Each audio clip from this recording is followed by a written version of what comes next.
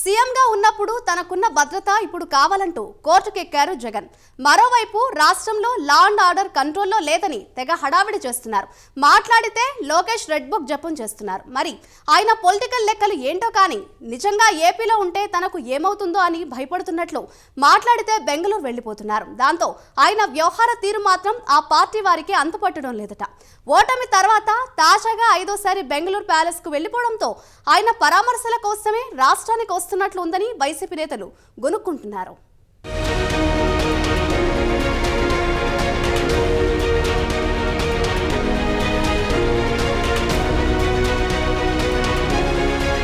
ఓటమి తర్వాత మాజీ ముఖ్యమంత్రి జగన్ స్కెడ్యూల్ వైసీపీ వారికి అంతుపట్టకుండా తయారైందట. ఓడిపోయాక ఏపీలో పనేముంది అన్నట్లు ఆయన బెంగళూరు యలహంక ప్యాలెస్లో గడపడానికి ఇష్టపడుతున్నారు. ఆయన బెంగళూరు నుంచి తాడేపల్లి వచ్చినా చిత్రమైన స్కెడ్యూల్ పాటిస్తున్నారు. శాంతి భద్రతలు క్షీణించిపోతున్నాయని తెగ హైరాణ పడుతున్న జగన్ ఒకసారి పోలింగ్ సమయంలో మాచర్లలో విధ్వంసం సృష్టించి అరెస్ట్ అయిన మాజీ ఎమ్మెల్యే పిన్నెల్లి రామకృష్ణారెడ్డి నెల్లూరు జైలుకెళ్లి పరామర్శించి వచ్చి బెంగళూరులో మోజుపడి కట్టించుకున్న యలహంక ప్యాలెస్కు వెళ్లిపోయారు.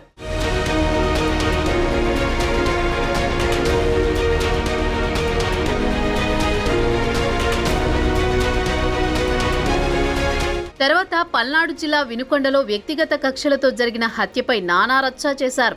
పల్నాడు జిల్లా వినుకొండలో రషీద్ అనే యువకుడు హత్యకు గురవడంతో మాజీ ముఖ్యమంత్రి జగన్ బాధిత కుటుంబాన్ని స్వయంగా వెళ్లి పరామర్శించి వచ్చారు.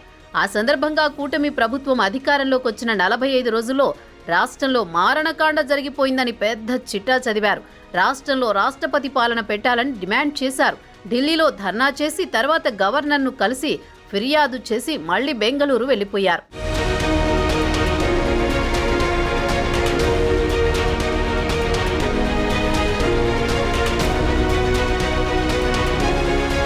యాభై రోజుల్లో 4వసారి బెంగళూరు వెళ్లి వచ్చిన ఆయన మళ్లీ ప్రభుత్వాన్ని టార్గెట్ చేయడమే పనిగా పెట్టుకున్నారు. ఈసారి విజయవాడ ఆసుపత్రిలో చికిత్స పొందుతున్న జగ్గయ్యపేటకు చెందిన 3 వైసీపీ నాయకులను జగన్ పరామర్శించారు. జగ్గయ్యపేట నియోజకవర్గం నవాబుపేట వాసులపై దాడి జరిగిందని, తీవ్ర గాయాలయ్యాయని వారి పరామర్శకు వెళ్లారాయన.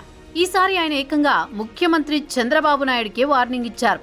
చంద్రబాబు పాలనపై దృష్టి పెట్టకుండా దాడులు చేయిస్తున్నారని, పరిస్థితులు ఇలాగే కొనసాగితే తమ ప్రభుత్వం వచ్చాక ప్రతి దాడులు చేసి తమ కార్యకర్తలను ఆపలేమని హెచ్చరిస్తున్నారు.